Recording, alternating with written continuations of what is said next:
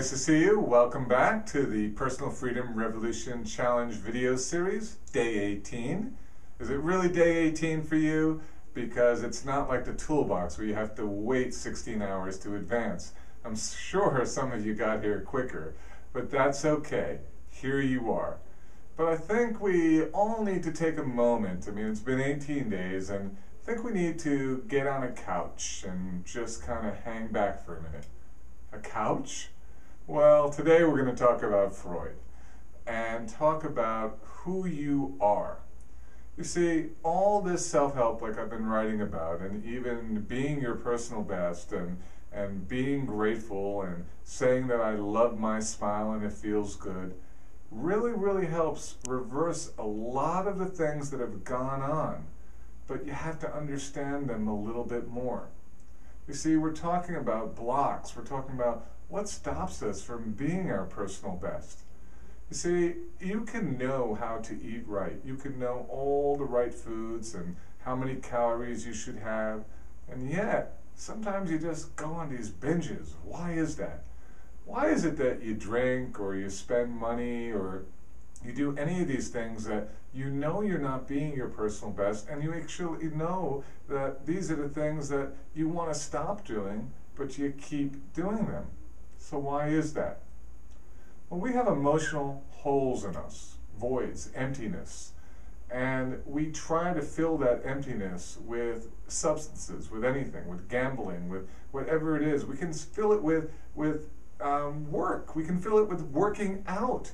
It's amazing what we can fill that emptiness with, and it drives us, and we want to feel better, and whatever it is that we're trying to put in there, what we always discover, it never gets filled up.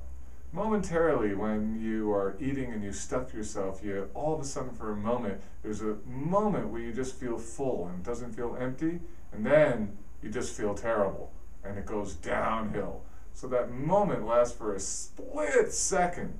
No relief ever comes from anything that we try to put in ourselves or try to occupy ourselves with to fill that emptiness. And when we understand that, then we can really say, okay, well, what is the real cause of this behavior? It's not that I don't know what to do. It's that something else is driving me. The reason why people go to therapy is this one sentence that comes from Freud that really covers it all.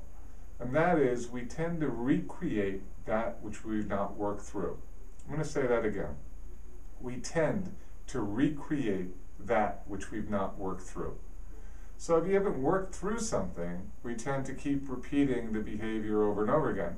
When I see private clients and they go over their relationship history with me, if they've had many different partners, when we look at them, they might have different faces, but they're always the same type of person.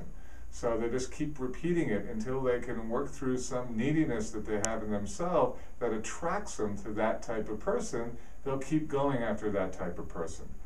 Well, we keep repeating our behavior in all areas of our life that we haven't worked through. And that's why I said the foundation is really the most important thing. Without building that foundation, all the theories and formulas, and as much as I made fun of all the self-help out there, a lot of it is great stuff with great ideas that actually work. However, they don't work if you're not building on the right foundation. And that's why we keep repeating the same mistakes over and over, because we haven't worked through what we are going through in our lives, what we feel in our lives. So looking at this, how does going on the couch help? Well, people who go to therapy, what they are striving for is what's called an emotional correctional experience. It's when you realize what those episodes of your life are that you haven't worked through, and you can get to a place of acceptance and forgiveness and really understand it and put it behind you, and then you've worked through it, and then the behavior that episode of your life is creating in you, you no longer are driven in that direction anymore. Great stuff. Does it work? Absolutely. However, there's no timeline to it. It can work in a year, 2 years, 5 years, 10 years, and it can never work for some people. And in addition, even when you realize what those episodes are, it doesn't necessarily mean that you can have an emotional correctional experience. You can actually just all of a sudden realize a lot of pain and suffering and just not have a correctional experience, and it can actually have an adverse effect. Do I say that therapy is bad? Absolutely not. It can be really, really good, and some people really, really need it. There's alternatives. There's the work that we're doing that can create a different type of behavior by taking control of what you're thinking and reprogramming your brain. There's the more cognitive skills, and I'm going to teach you about triggers and how to change thoughts so that you can change actions, and that's going to be one of the lessons coming up. But I want you to realize that you have a lot of different layers to you and who you are.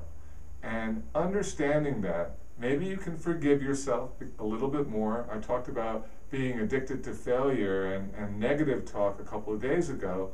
It's really important to understand that not all your behavior is a result of you just purposely, consciously making bad decisions. A lot of it is stuff that you're driven to. But we can change that, and we can work on that. We're going to talk about cognitive psychology and Aaron Beck very soon, and we're going to talk about triggers.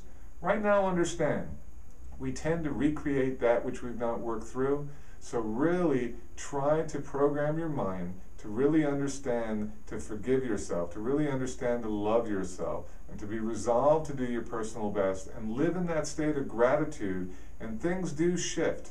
Those do help you recover and change with that which you've not worked through.